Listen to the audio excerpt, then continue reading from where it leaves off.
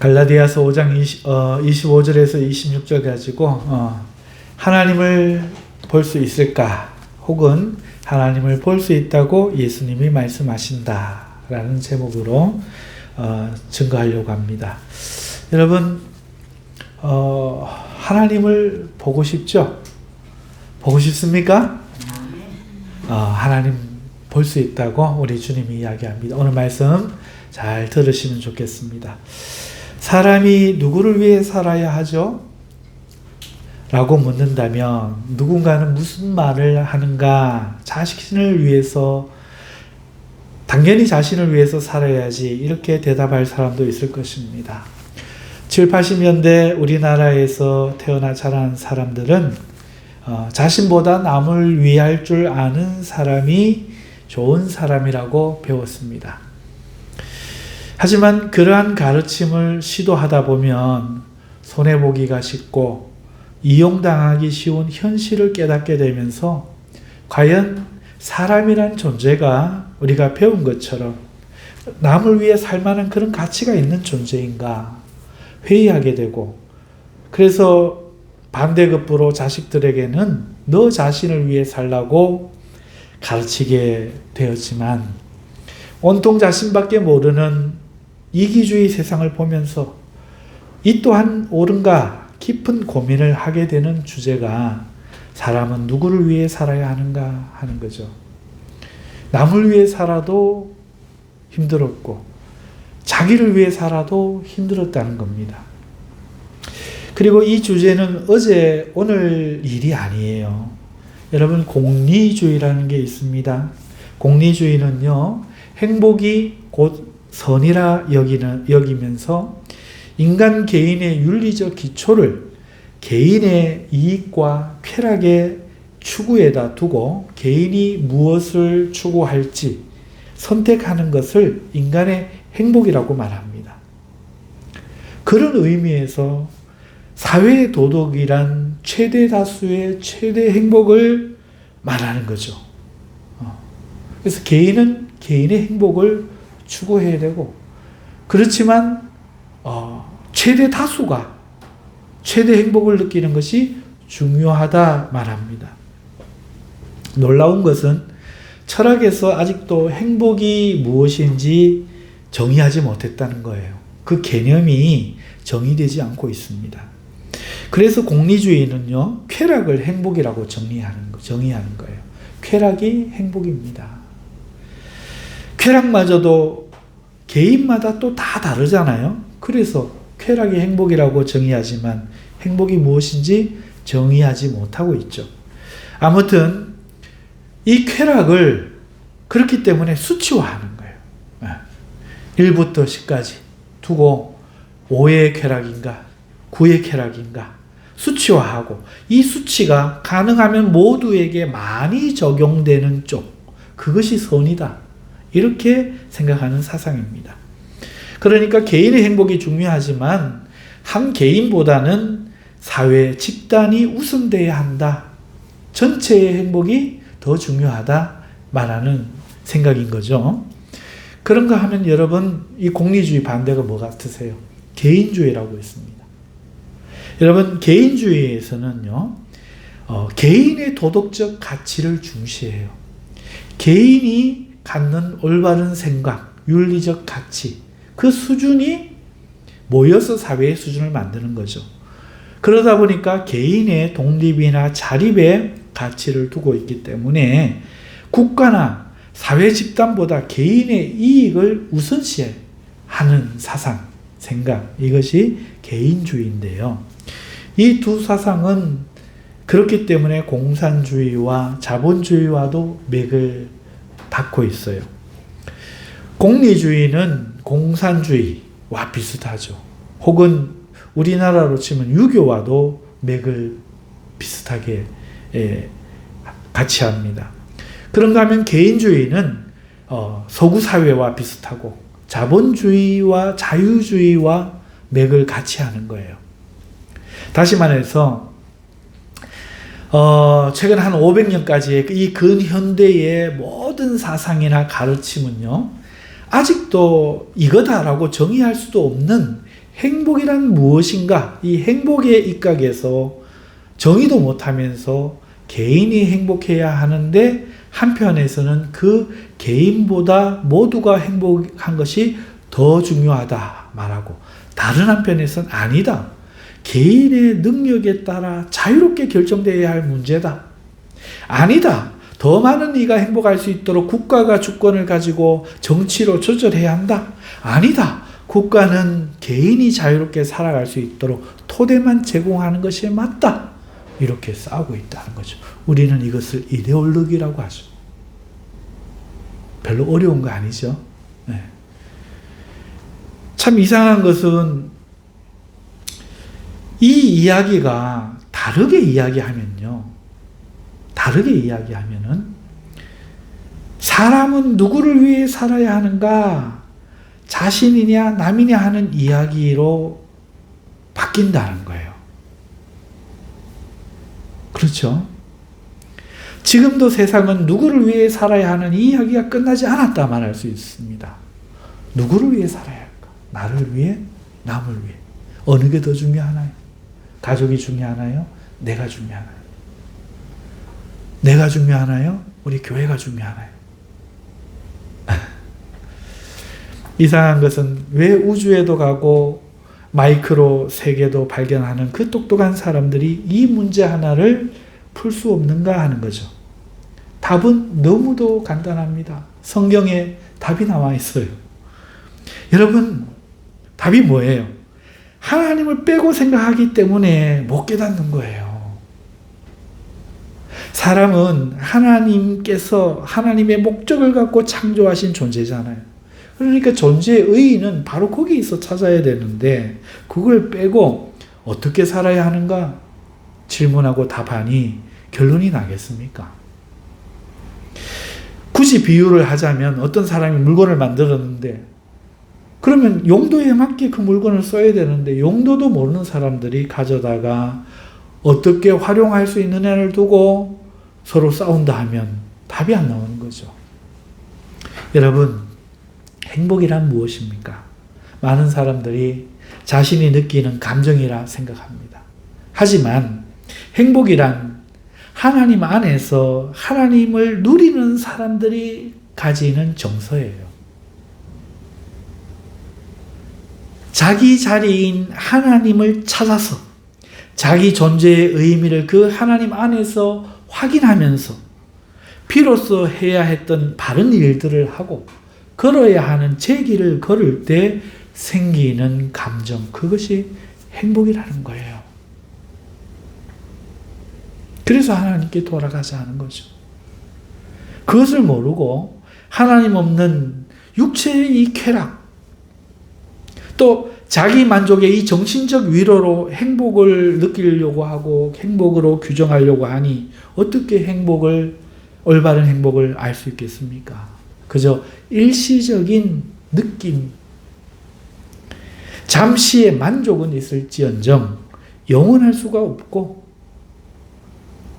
잠시 행복하면 더 큰 행복을 사모하는 것이 마치 갈증에 마신 바닷물처럼 더 큰 공허로 돌아올 뿐인 겁니다. 그 이유예요. 결코 하나님 없이 사람은 행복할 수 없는 존재인 겁니다. 이제 다시 처음 질문을 해보죠. 우리는 누구를 위해 살아야 하죠? 나를 위해서도 아니고 남을 위해서도 아니고 하나님을 위해 살아야 합니다. 이게 믿음이에요. 그것이 맞습니다. 그런 이유로 지음을 받은 거예요. 하나님을 위해 사는 자리가 우리의 자리인 겁니다. 그러므로 오늘 세상 사람들처럼 나를 위해 살려고 하는 것에 우리는 죽을 수 있어야 하나님을 위해 살려고 하는 자기로 살 수가 있는 겁니다. 나를 비워내고 하나님을 우리 안에 채워야만 내가 원하던 행복을 비로소 경험할 수 있는 존재, 그것이 바로 하나님의 형상으로 창조된 사람이란 존재입니다. 그러면 이제 우리의 질문은 어떻게 우리가 하나님을 위해 살 것인가 하는 것 아니겠습니까? 하나님을 하나님을 볼 수 있어야 하나님을 위해 살 수 있어요. 보이지도 않는 사람을 사랑할 수는 없잖아요. 보이지도 않는 사람을 위해 살 수 없잖아요.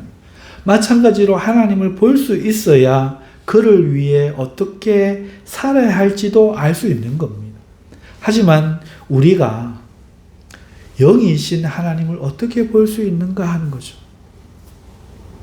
예수님 그 대답으로 이렇게 말씀하십니다.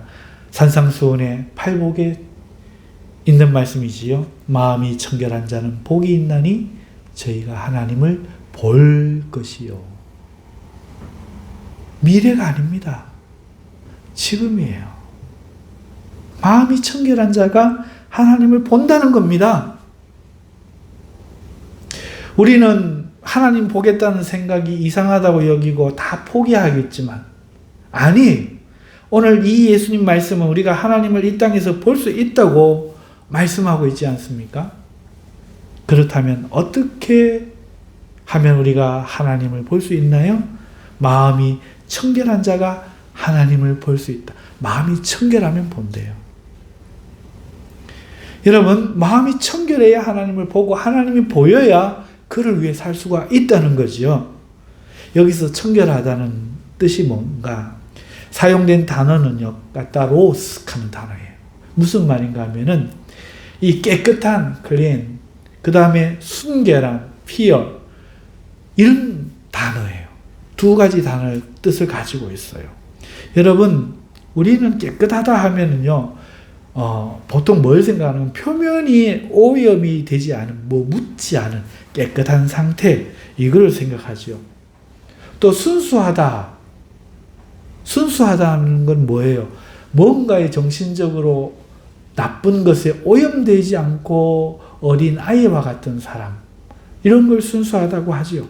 그런데 이런 얼룩 오염의 차원에서 생각하면은 이 두 가지 뜻이 충족시키는 데는 조금 문제가 있어요. 하지만 우리는 또 다른 깨끗함과 순수함의 의미를 압니다. 뭡니까? 이 안에 아무것도 없고 깨끗한 거예요. 이 안에 아무것도 없고 치장한 것이 순수한 거예요. 텅 빈 것을 이야기하는 거죠.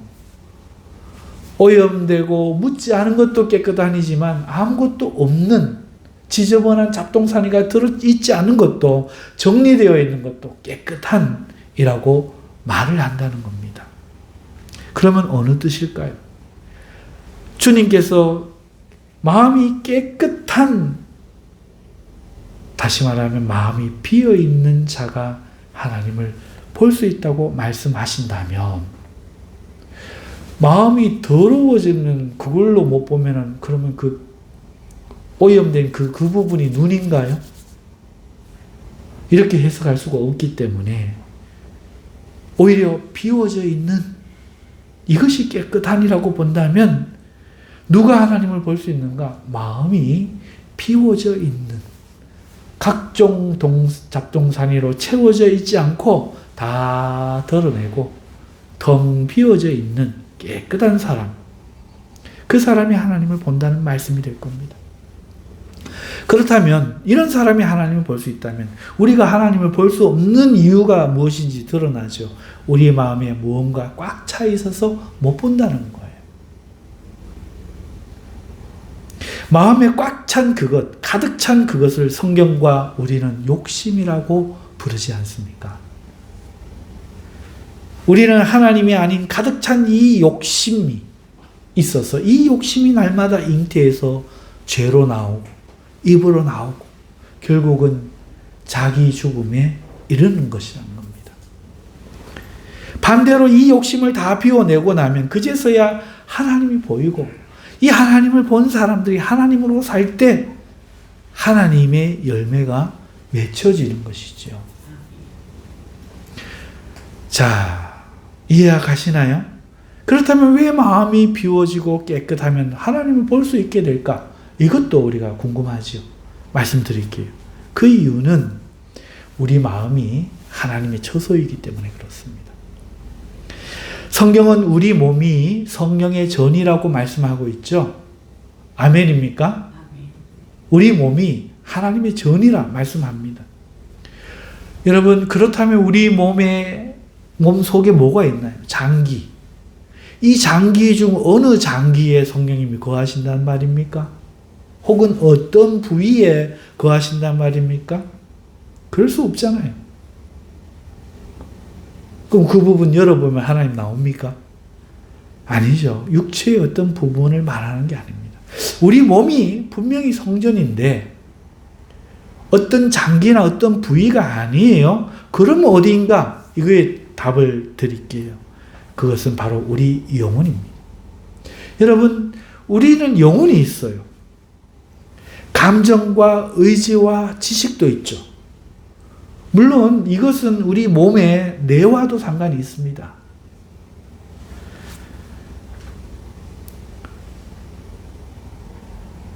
뇌가 지식을 기억하고 몸을 통제하고 감각을 느끼며 모든 생존 본능을 전기 신호로서 유지하는 것이 사실이에요. 하지만 뇌를 정신이라고 말하지 않고 뇌를 영혼이라고도 하지 않습니다. 아무도. 우리의 영혼 혹은 마음이 이 육체 안에서 육체와 연결되고 표현될 때에, 그리고 동작할 때에 우리의 뇌를 통해서 손과 발로 나타나는 것이지 뇌 자체가 영혼과 정신이 아니라는 거죠. 분명한 것은 그 뇌 안에서 우리의 영혼도 존재하고 마음도 존재한다는 거예요. 뇌를 통해 역사하지만 우리 몸으로도 나타나고 손으로도 나타나고 어쨌든 우리 몸 안에 우리의 영혼이, 마음이 무엇인가 묶여 존재하고 그것을 전도서는 우리 배꼽에 은사슬이 영혼과 우리를 묶고 있다 말하지 않습니까? 사실관계는 저는 몰라요. 그저 신비하게 하나님 그렇게 말씀하시죠. 자, 여기까지만 하고 그러면요, 영혼이 우리 몸 안에 어떤 방식으로든 묶여서 우리와 생명으로 하나의 존재로 살아가는데 그 묶임이 풀려 떠나가면 죽은 거고 돌아가셨다고 하는 거고, 그것이 우리 안에 묶여 있으면 우리는 살아있는 것인데 하나님이 그 영혼 안에 계신다는 거예요. 그런데 아까 마음을 처소로 삼고 있다고 말씀을 드렸잖아요. 여러분, 영혼은 뭐고 마음은 뭐예요? 이거 아시나요? 영혼이요, 존재라면 마음은 영혼의 공간 같은 거예요. 다시 말할게요. 우리에게 제게 지금 몸이 있잖아요. 그리고 여러분 이 공간이 있잖아요. 저는 공간을 느끼고 지금 몸으로 존재하잖아요. 영혼은 이런 존재와 같다면 이 마음은 이 공간과 같은 것이다. 영의 공간과 같은 것이다. 말씀을 드릴 수 있겠습니다. 우리의 육체에 감각기관이 있어서 감각들을 느낄 수 있듯이 우리 영혼은 지각이 있어서 개념과 사물을 인식할 뿐만 아니라 양심이 있어서 옳고 그름도 느끼면서 마음이 있어서 자신의 상태, 춥다, 덥다, 배고프다, 자신의 상태도 느끼는 거죠. 이 마음은 우리의 육체의 공간과도 같아서 육체가 공간의 이 온도를 느끼고 변화를 느끼고 하듯이 마음도 영혼의 상태를 느끼는 거죠. 우리의 공간에서 우리가 다른 존재도 또 느끼잖아요. 마찬가지로 마음도 영적인 외적 존재도 느낄 수 있는데 우리 영혼을 처소로 삼고 계시는 우리의 하나님을 우리는 이 마음에서 느끼게 되는 거예요. 다른 사탄이 접근해서 시험할 때도 뭔가 싸한 느낌, 귀신이 올 때도 머리털이 곤두서는 느낌, 바로 이 마음에서 느끼는 거죠. 우리 영혼은 하나님의 처소이고 우리 마음은 우리 영의 존재를, 그리고 하나님의 존재를, 다른 영의 존재를 느낄 수 있기에 우리는 마음을 하나님의 처소라고 느끼게 되는 거예요. 거듭난 백성의 영혼에 하나님의 성령이 거하시기 때문에 마음이 그것을 느낄 수 있는 부위인데, 공간인데, 다른 잡동사를 찾아 있으면 못 느끼는 거죠. 다 비워나고 난 다음에야 비로소 내가 누군지도 제대로 두꺼운 옷을 벗고 나서야 내 몸을 느끼듯이, 그리고 내 안에 계신 하나님도 비로소 마음으로 느끼게 되는 것이라는 겁니다. 정리하자면 우리 마음이 욕심으로 가득 차 있으면 거듭난 영혼에 거하시는 성령님을 우리는 느낄 수가 없어요. 하지만 이 마음에서 욕심들이 비워지면 진정한 자기 자신을 느끼고, 또한 그 영에 임재하셔서 말씀하시고 나타내시는 성령님의 존재와 그 표현들이 느껴지는 거죠. 그거를 우리는 영적으로 하나님을 본다, 이렇게 예수님이 말씀한다는 겁니다. 마음이 비워지면, 청결하면 하나님을 볼 것이요 비로소 드러날 것이요. 본다는 건 드러난다는 거잖아요.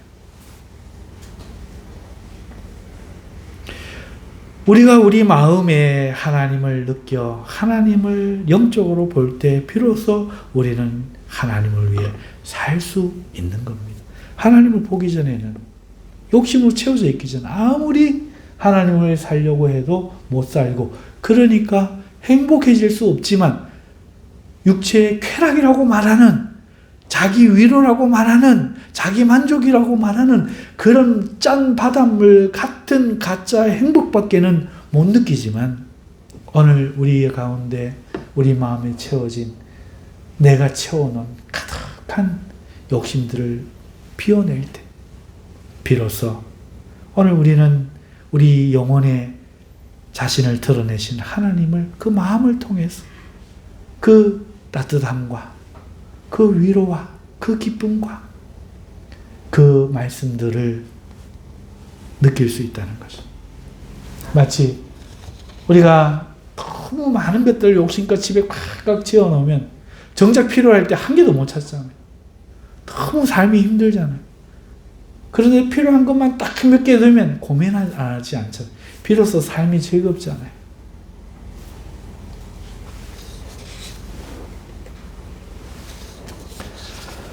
말씀을 맺습니다. 성경은요, 이것을 이렇게 말합니다. 갈라디아서 5장 25절, 오늘 우리 본문이죠. 만일 우리가 성경으로 살면, 우리 영혼에 성령님이 와셔서 살면 우리의 마음으로 또한 성령으로 행할지니, 성령으로 사라져야, 성령을 느껴져야 성령으로 행할 수 있다. 원래 뜻은 나갈 수 있다는 뜻이거든요. 우리가 하나님을 봐야 하나님을 위해 살 수 있다. 다른 말로 우리가 성령으로 살아야 느껴지고, 성령을 느끼며 마음에서 느끼며 살 수 있어야 성령을 위해 살 수가 있다. 성령으로 행할 수 있다. 여러분, 놀라운 비밀 아닙니까? 이 비밀을 다른 사람들이 아니라 우리가 들을 수 있다는 것이 얼마나 큰 축복인지. 그러나 내 마음을 비우지 않는 사람, 자기를 비우지 않은 사람은 들을 수가 없는 거죠. 비워내야 돼. 우리 안에 가득한 욕심, 자기라는 생각들, 하나님이 뭐라고 해도 나는 못해. 오늘 우리에게 얼마나 많은 욕심들, 교만들이 우리 안 마음을 채우고 있습니까?